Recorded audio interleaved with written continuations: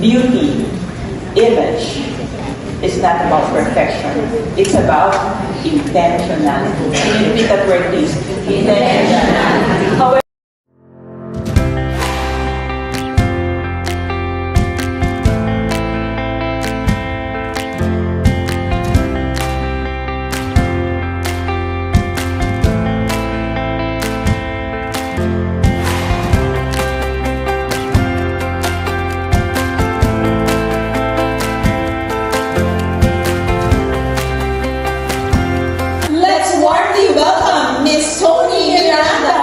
in image, we need to align the message with the looks of the messenger.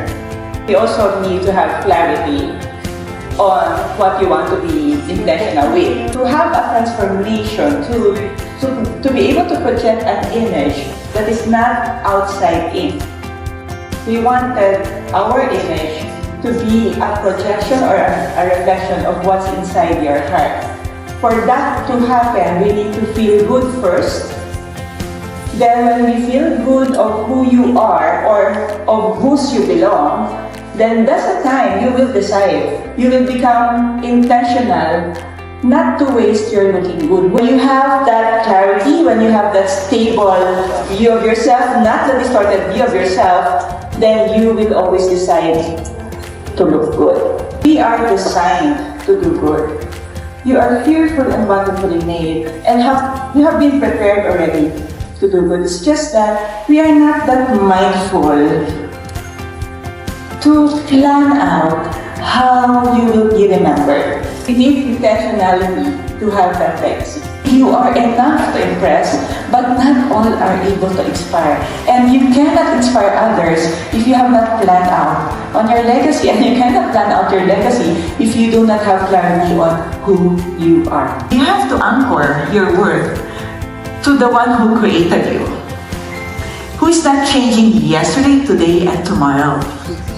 Even if you don't want that to be your source, our Creator never gets tired of being your source. You have power and you have uniqueness and strength. And use those uniqueness, the blend of those, to respond. You don't treat them how they are treating you, or you don't respond how they are treating you.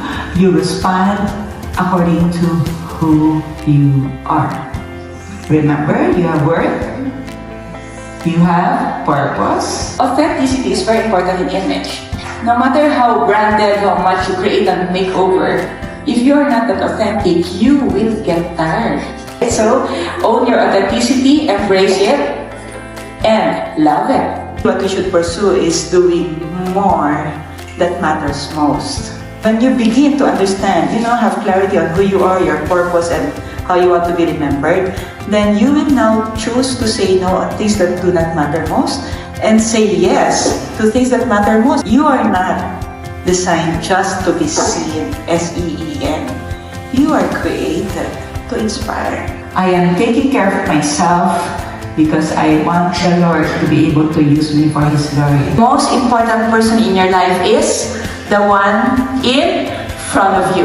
In image, we need to look sira. Letter C is credible, letter R is reliable, and A is authentic. To have that powerful presence, you need to communicate self-management and intentionality. You don't need a checklist, you just need a conviction. Once you have that conviction na eto ka, this is how you want to be remembered, then that's what you will do day to day, moment by moment. Dear Jesus, enable me to do your will for me.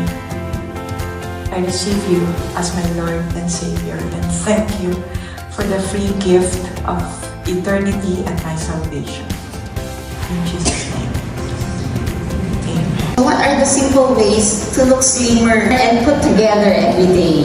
Okay, so those are two questions. Slimmer muna. Slimmer, your goal is to look taller and divide yourself into 3. So as I mentioned earlier, we wanted to have like monochromatic combination para ang attention is wala doon sa mga areas na nagsastop siya.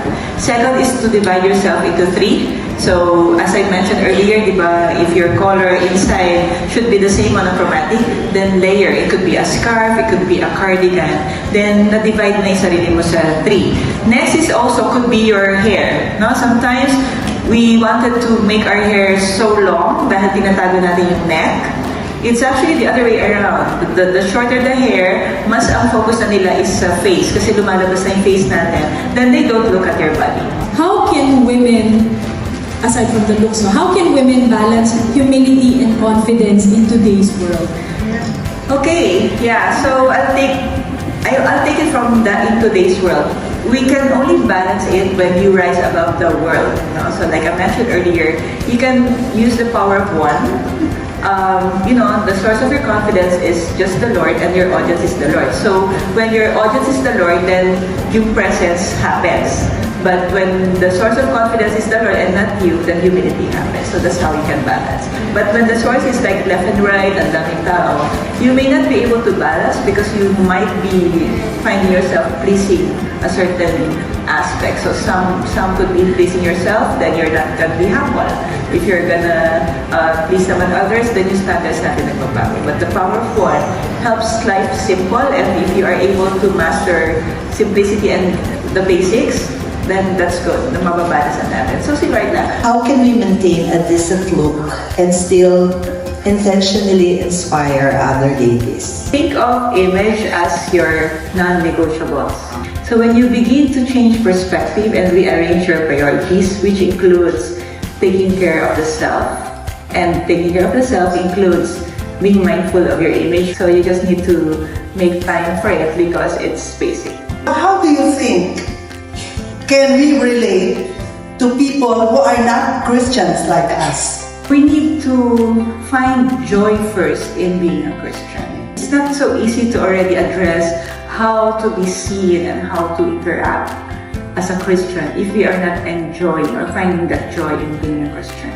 When you have conviction of who you are, then no matter how they see you, I think it doesn't matter as long as we know that when we honor the Lord, you are on the right path. Let's understand and let's find joy first in being a Christian. Then that will help us understand that we are put in a place where they need to see that light that they don't see. Everybody, let's give Miss Tony a warm certificate of appreciation is wholeheartedly given to Miss Marie Antoinette Palanca Miranda for sharing her knowledge, expertise, and experiences. There's always hope, whatever dinaanan natin. Right? Okay, so praise the Lord for you, my sister. Our loving Heavenly Father, we are so thankful because you started the love for each and every one of us. You sent your Son, Jesus Christ, to die in our place because we are all sinners. We are born sinners. But thank you, Lord Jesus, that you died for us. And thank you for your Holy Spirit who is always there to give us wisdom and to start our life all over again for your glory.